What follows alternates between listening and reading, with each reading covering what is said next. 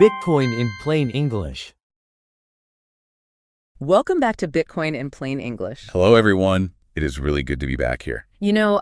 Before we get into our topic for today, I have a confession to make. It's a little embarrassing. Oh, really? Do tell. I love a good story. Last night, it was about 2 a.m. Okay. And I was lying in bed trying to sleep, but I was just wide awake.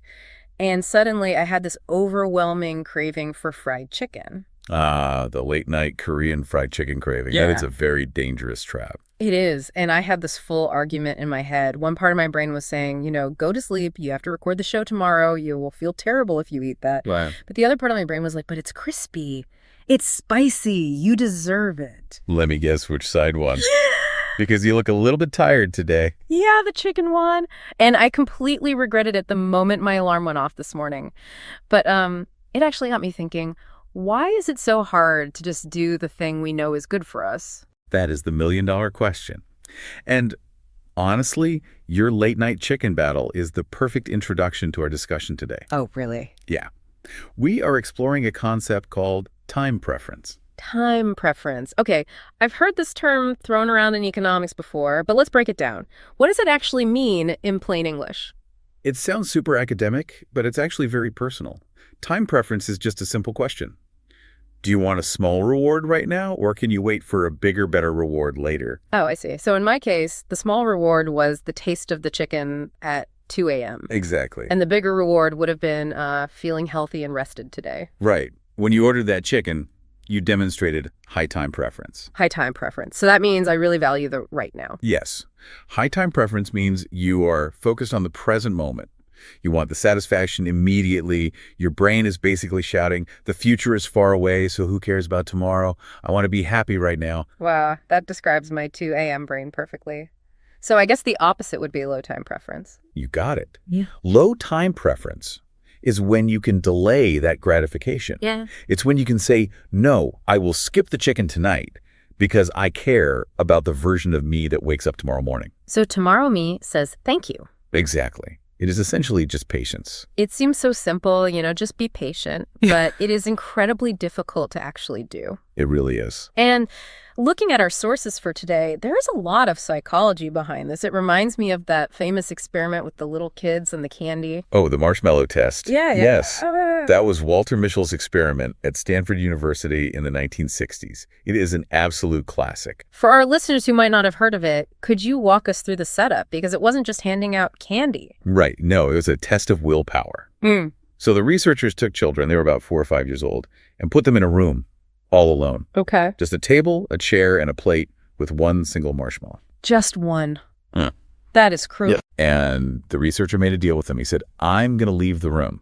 You can eat this marshmallow anytime you want. Right. But if you wait until I come back, which was about 15 minutes, I will give you 2 marshmallows. Wow. So eat one right now or wait and get 2 later. That is the exact definition of time preference. Exactly. 100%. And the footage of these kids is just hilarious. You see them fighting a war against their own impulses. I can imagine. What do they do? I feel like there's always that one kid who just eats it the second the door closes. Oh, absolutely. Zero hesitation. Yeah. High time preference right there. But the ones who really tried to wait, they were suffering. Oh, like how? Well, some kids were licking the bottom of the marshmallow and putting it back so the researcher wouldn't notice. That's so smart. Some were covering their eyes so they wouldn't see it. Some were singing the alphabet song out loud. One kid was even talking to the marshmallow and petting it like a dog. They were just doing anything to distract their brains. Yes. But here's the truly crazy part. The researchers tracked these same kids for 40 years. Wait, 40 years? That is wild. What happened to the kids who managed to wait? The low time preference group. The difference was staggering. Yeah. The kids who waited, the ones who delayed gratification, grew up to have higher SAT test scores. Really? Yes. And better health and better jobs. They were generally just more successful in life. Just because they didn't eat a marshmallow when they were 5? Well, it shows that patience is a fundamental life skill. It's like a muscle. If you can control your impulses, you can study when you want to play games, you can save money when you want to buy clothes. It ripples out into everything you do. And what about the kids who ate it immediately? They unfortunately tended to struggle more with debt and impulsive decisions and health issues later on. Okay, that is honestly a little scary because last night I definitely ate the marshmallow. or the chicken, I guess. Does this mean I am just doomed to be bad with money? Not at all. And this is where our discussion gets really fascinating, because time preference isn't just about your personality or willpower. It is heavily influenced by your environment. Environment. Yes, specifically by the money system we use every day. Ah, so here is the connection to Bitcoin. Because usually we think of patience as just a personal trait, right? Like, oh, he is just a patient person. But you are saying the money itself can make us impatient. Exactly. Think about playing a game. You change your strategy based on the rules of the game, right? Sure, of course. Well, the rules of our current money system, dollars, or one, are secretly training our brains to be impatient. They're actually designed to make you eat the marshmallow. Wait, why? How does that work? Is it because of inflation? Precisely. Let's look at a simple math example. Yeah. Imagine you are trying to be responsible. You work hard, you have a low time preference, and you save $1,000 in the bank. Okay, I am saving for my future. Right. So a year passes, the bank gives you maybe 1% interest, so now you have $1,010. Okay, my money number went up. On paper, yes. But then you go to the store, and you realize that the price of coffee, bus fare, and food has gone up by 5 or 10%. Right. So even though your number of dollars is higher, that money actually buys less stuff than it did a year ago. This is literally the reality we're all living in right now. I was actually just talking about the price of kimbap the other day. Do you remember when triangle kimbap was 501? I do. It was the absolute standard price for a quick snack. Yeah. And now you go to the convenience store and it is 1,300 or 1,501. Yes. It is the exact same rice, the exact same tuna, but the price has tripled. Exactly. The kimbap didn't get 3 times bigger or better. The money just got weaker. That is inflation. And it is even worse with big things like housing. The John's deposit system here in Korea is a perfect example of this. Oh, absolutely. The Johnson deposits have just skyrocketed. Back in 2008, a nice apartment deposit might have been 200 million won. Right. But now, Yeah. that same apartment might need 600 million won. It's heartbreaking. You save and save your money thinking you are getting closer to the goal, but the finish line just keeps moving further away. Yes. And if the finish line keeps moving away while you run, what does your brain naturally tell you to do? It tells me to stop running. It says, why save? If my money is going to melt and be worth less next year, I might as well just spend it right now. Bingo! That is the behavior shift. Inflation trains you to spend. Our sources use a really great analogy here. Imagine playing the board game Monopoly. Okay, I love Monopoly. But imagine you are playing with your brother, and he is the banker. And he secretly slips extra Monopoly bills into his own pile under the table. That's cheating. It is. And suddenly, because there is extra money in the game, the properties cost more. The fair players who try to save their money end up losing.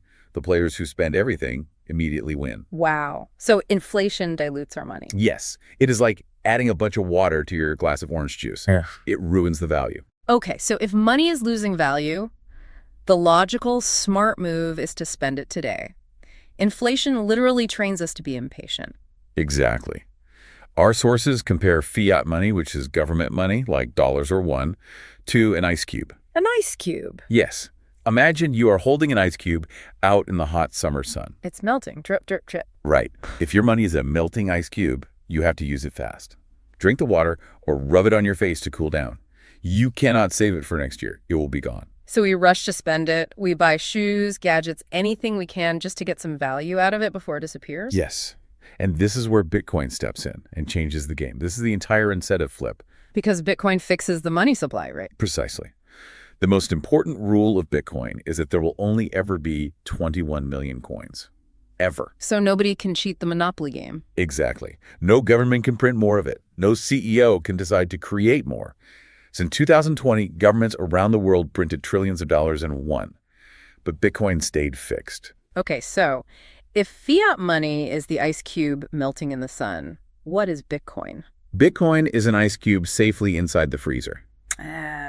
In the freezer, it gets harder and colder. It waits for you. Because the supply is strictly limited, if you wait, your Bitcoin might actually buy more things in the future, not less. That is a massive difference that completely flips the script. It does. It rewards patience. Suddenly, the smart move isn't to spend today. The smart move is to save for later. Because, you know, the second marshmallow is actually coming. Yes. And this leads to a really amazing lifestyle change that the Bitcoin community talks about. They call it the vegetables effect. The vegetables effect. That sounds like a diet. It kind of is. The concept is that once people understand Bitcoin and start saving in it, they naturally start changing other habits too. They start eating salads, exercising, and quitting bad habits. Wait, really? Just because they bought some digital money, they start eating salad. How does that work? Because of the mindset shift. If you believe your money is a freezer ice cube that will hold value or grow, you suddenly care a lot more about your future. You want to be healthy enough to actually enjoy that future wealth. Oh, I see. You start caring about tomorrow you. Right. Let's go back to your 2 a.m. chicken delivery. Oh no, please don't. In the fiat money world, spending $25,401 on chicken is easy. The money is melting anyway, right? Who cares? Right. Just eat the chicken. But in the Bitcoin world, you might calculate the 25,001 into sats. Satoshis, right, the little fractions of a Bitcoin. Yes. You realize that 25,001 is about 30,000 sats, and you think, wait, if I keep these 30,000 sats in the freezer for 10 years, they could be very valuable.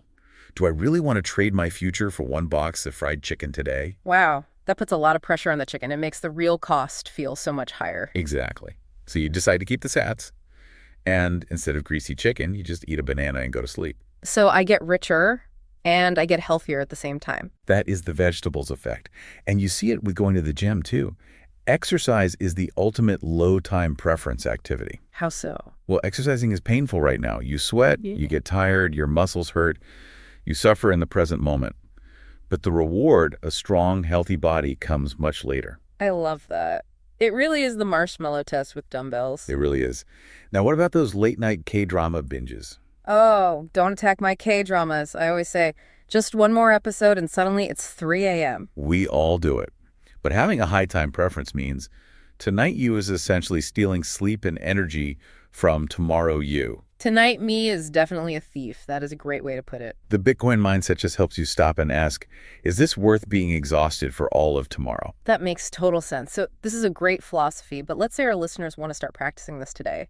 Do you need to buy Bitcoin to start training this patience muscle? Not at all. You can start training your time preference immediately with a few practical steps. Awesome. Let's go through them. How do I stop myself from ordering the chicken next time? Step 1 is incredibly effective. It's called the 24-hour rule.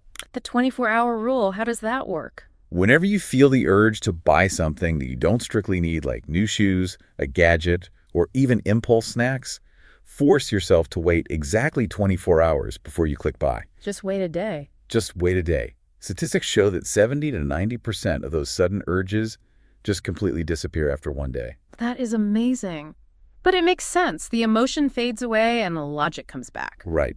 Shopping apps are designed to hack your time preference. They say only 3 left in stock. Sale ends in 10 minutes.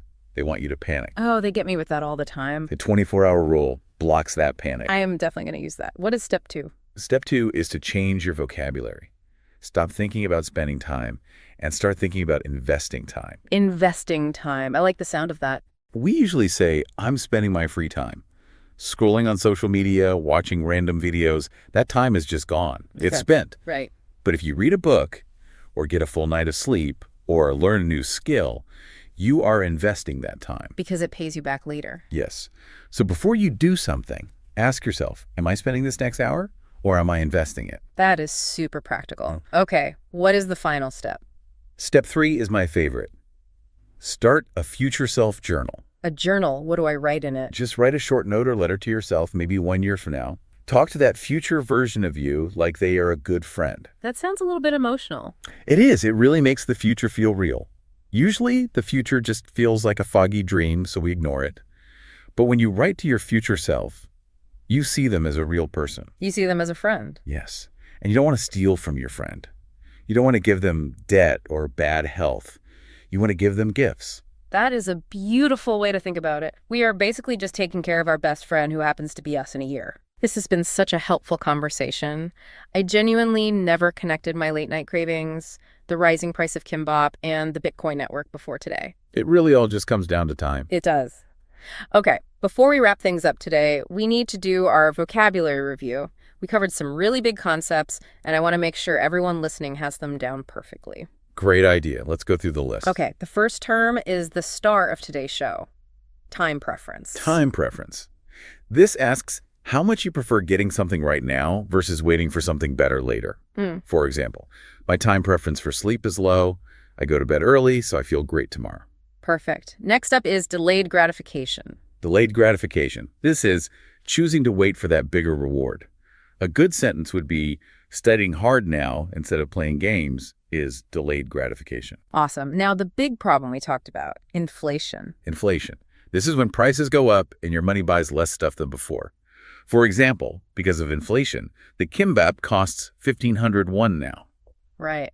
And the money that inflates is called fiat money. Fiat money. This is government money with no fixed limit, like the one of the dollar. Central banks can print more fiat money whenever they want. And the opposite of that is scarcity. Scarcity. This simply means when something is limited.